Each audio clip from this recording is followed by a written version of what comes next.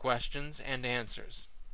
Glaz writes, one general question I'll have concerning ray-traced voxels would be how to get rid of the pixelated / noisy look and get a smooth look. Well, Glaz, the answer is more rays. And to do more rays at an acceptable frame rate, one needs more cores, more CPU cycles,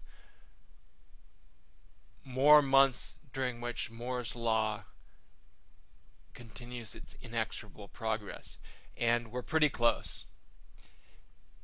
Nikati asks, is that technology, voxels, is just for gaming, rendering? What other real applications can use it? The only one I can think of is, well, cellular automata for purposes of simulation, but not for a game. And one can think of all kinds of applications. The advantage of rendering with voxels is that if you simulate with voxels, then your simulation has a natural expression in the renderer and doesn't need to be converted to an intermediate representation. Nikati also asks, is there any advantage of Oberon here compared to other languages, C++/Java and others, i.e. why you have chosen the Oberon language? What is your roadmap for this project? Well, Nikati, I think you're being disingenuous because this entire project, or this phase of the project, could not exist.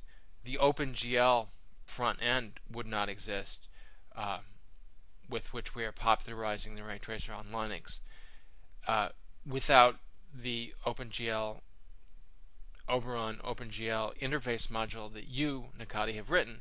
So I think you're perfectly aware of the advantages that Oberon has compared to other languages. And I think that answers the question. Ann Snooks has a couple of questions for us. Could you define rasterization, please, for the plebe viewer? Well, Ann Snooks, you've caught me out because, in fact, I was using rasterization as shorthand for a much longer phrase, which I can only approximate as, polygon, 3D polygon transformation using, a 4x4 matrix and subsequent rasterization of the 2D projected triangles or something. But in fact, what you see in these movies was in fact rasterized at a certain point. Namely, I even used OpenGL in the tracer. But it's right at the end. All OpenGL is used for is to output an array of shaded quads into the window. Smooth shaded quads so that each output quad, the four corner colors are taken from rays. So if there is an n by n array of rays, or say n by m array of rays in the camera, then you get an n-1 times m-1 array of shaded quads, and those of course are rasterized. So in fact, I was not using it entirely accurately. However, I think we all know the difference between rasterization and ray tracing, including you, the plebe viewer. Ensnix goes on to ask, can you explain exactly what is wrong with the whole air solid potentially visible thing? Why is that not efficient or something? Well, Ensnix, you're asking about my description of the Minecraft chunk meshing algorithm. And it is efficient on the kind of landscapes you see in Minecraft. That is, it is efficient if air-solid boundaries are either monotonic in the visible world or,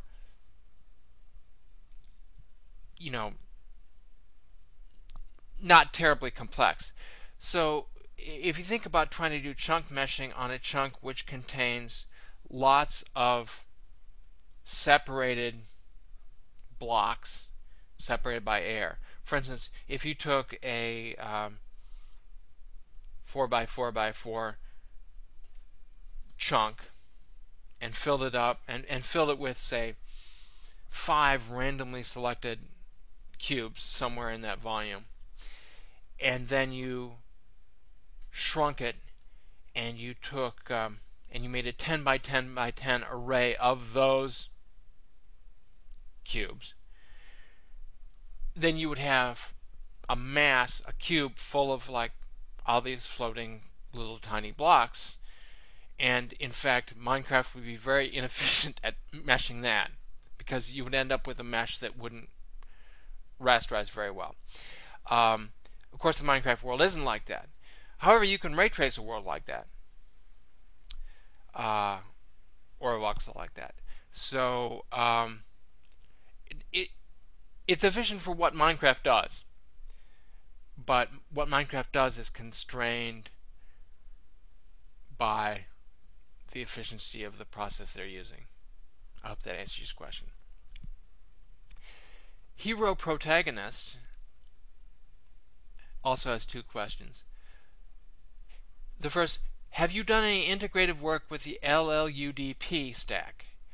LLUDP is the Linden UDP protocol. Linden is the company that developed Second Life. No, Hero, I have not, but I have written some server client UDP